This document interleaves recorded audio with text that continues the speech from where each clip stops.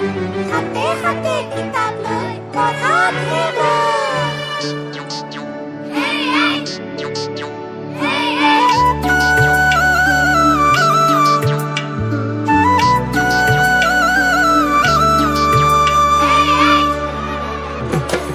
শিকিবলে শিকাবলে পঢ়িবলে পঢ়াবলে আমাৰ যি আছে সেয়া নকবিলাবলে আকৌ আহিলে গুণাৰে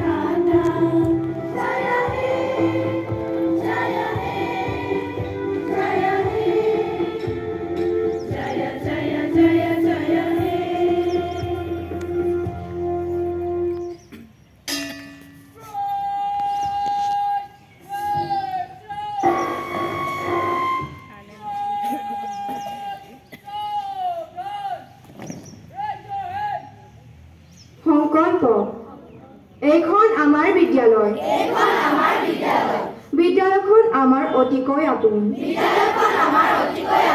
আমি সদায় বিদ্যালয়লৈ আহিম বিদ্যালয়ৰ নীতি নিয়ম মানি চলিম বন্ধু বান্ধৱীৰ লগত মিলা প্ৰীতিৰে থাকিম বিদ্যালয়খন পৰিষ্কাৰ পৰিচ্ছন্ন কৰি ৰাখিম জ্যেষ্ঠ আৰু শিক্ষক শিক্ষয়িত্ৰীসকলক সন্মান কৰিম আমি সুনাগৰিক হৈ আমাৰ দেশ আৰু স্বজাতিৰ সন্মান অটুট ৰাখিবলৈ চেষ্টাৰ পথত অগ্ৰসৰ হ'ম শেষত আমি মৰমৰ বিদ্যালয়খনৰ নাম উজ্জ্বল কৰিম বুলি দৃঢ় সংকল্প ল'লো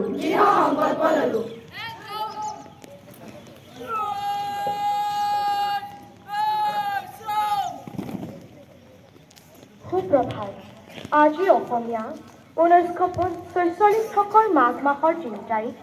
আৰু ইংৰাজী 2025 বৰ্ষৰ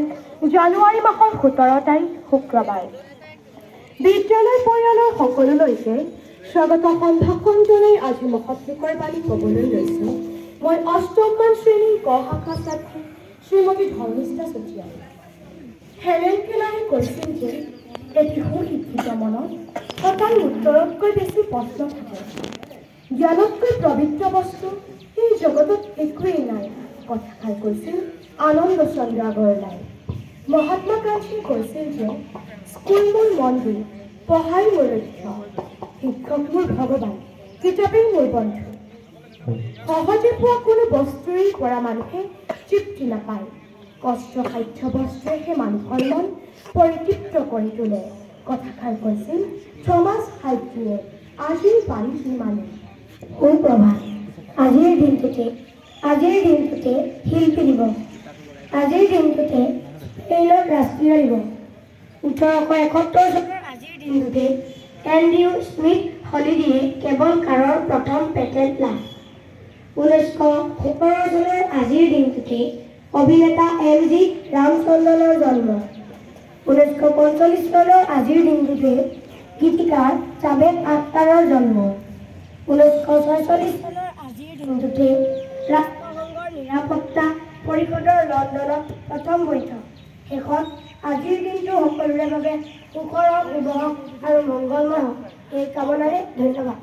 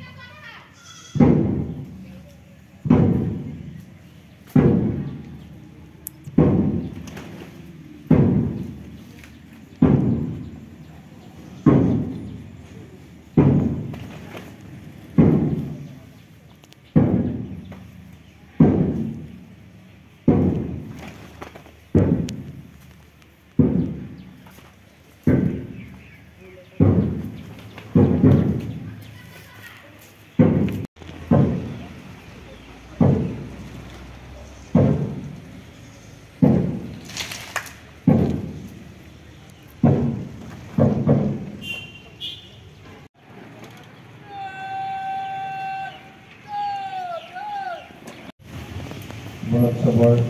স্বমূল্যায়নৰ দিন। আমি আজি যিখিনি কৰিছোঁ, আমি 21 তাৰিখেও একেটা কামেই কৰিম। আজি তোমালোকক আমি